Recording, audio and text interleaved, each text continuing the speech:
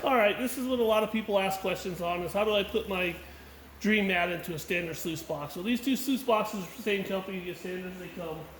So I got a sluice box and one for a highbanker from the same company.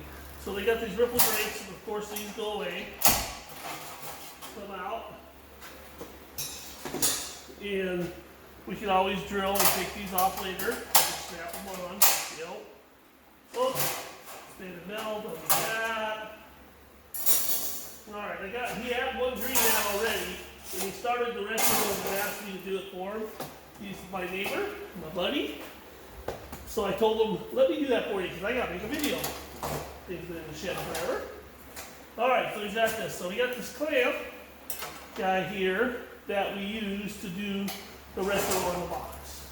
And put on both of them. In this one, I was kind of suspecting would have to come up and be wing nut replace all these with wing nuts to get the mat up as high as possible, and that's what I'm going to do. So I'm going to drill, match drill, take these 3 bolts out, these rusty old bolts. I don't want to use stainless. And we're going to drill 3 holes in here, match drill that with wing nuts, and those will kind of loosen up and pull the mat out with for a retro, and then you're basically done.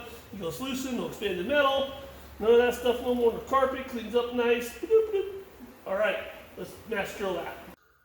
All right, there's this box, and see, I match drilled the holes.